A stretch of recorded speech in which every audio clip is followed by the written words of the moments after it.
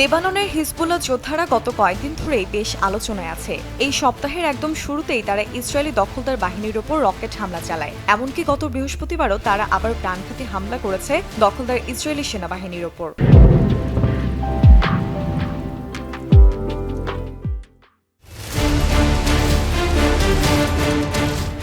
আর গত 7 অক্টোবর থেকে অর্থাৎ ইসরায়েলি ফিলিস্তিন যুদ্ধের শুরু থেকেই ইরান সমর্থিত লেবাননের এই স্বাধীনতাকামী হিজবুল্লাহ যোদ্ধাদের সাথে ইসরায়েলি দখলদার বাহিনীর যুদ্ধ যেন নিত্য নৈমিত্তিক বিষয়। ইসরায়েলি বিমান হামলায় গত রবিবার লেবাননের 4 বেসামরিক নাগরিক নিহত হয়। প্রসঙ্গত উল্লেখ্য যে এই 4 নাগরিক একই পরিবারের সদস্য। এরই প্রতিবাদে ইসরায়েলি দখলদার বাহিনীর ওপর প্রাণঘাতী হামলা চালায় এই স্বাধীনতাকামী যোদ্ধারা। জানা যায় গত 5 মের ওই হামলায় শত্রুপক্ষ ইসরায়েলি দখলদার বাহিনীর উপর অন্ততপক্ষে 40টা রকেট নিক্ষেপ করে হিজবুল্লাহ যোদ্ধারা।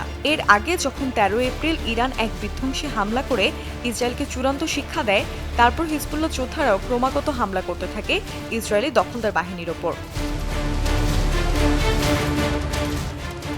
এরই ধারাবাহিকতায় তারা গত 22 এপ্রিল প্রাণঘাতী হামলা চালায় ইসরায়েলের ওপর।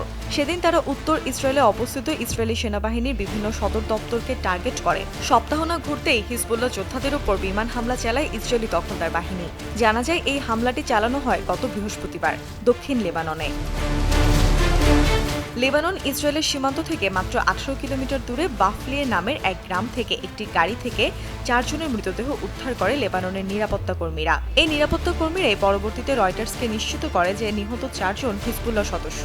এই হামলার প্রতিবাদে মাত্র কয়েক ঘন্টা পরেই হিজবুল্লাহ যোদ্ধারা ইসরায়েলের দখলদার বাহিনীর ওপর আঘাত হানে। তারা ইসরায়েলি দখলদার বাহিনীকে লক্ষ্য করে রকেট এবং ড্রোন হামলা চালায়।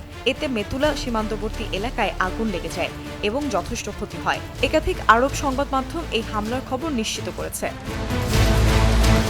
এছাড়াও সাফেদ নামের ইসরায়েলি দখলদার বাহিনীর সেনা ঘাঁটির ওপরেও রকেট এবং ড্রোন হামলা চালায় স্বাধীনতাকামী হিজবুল্লাহ যোদ্ধারা। একজন বেসামরিক নাগরিকের ভাষ্যমতে হিজবুল্লাহ যোদ্ধারা খুব কাছ থেকে হামলা করেছে, এত কাছ থেকে যেন মাত্র 50 মিটারেরও কম দূরত্ব থেকে তারা রকেটগুলো নিক্ষেপ করেছে। আশেপাশের পাহাড়গুলো যেন জ্বলছিল, আর এমন মনে হচ্ছিল যেন আমরা ঘরের মধ্যে বসে সেই আগুনের তাপ অনুভব করতে পারছিলাম। প্রসঙ্গত উল্লেখ্য যে ইসরায়েলি দখলদার বাহিনী গত 7 অক্টোবর থেকে এখন পর্যন্ত প্রায় 75 জন হিজবুল্লাহ সদস্যকে হত্যা করেছে। আর এখনো পর্যন্ত অবরুদ্ধ গাজায় নিহতের সংখ্যা 35,000-এর কাছাকাছি।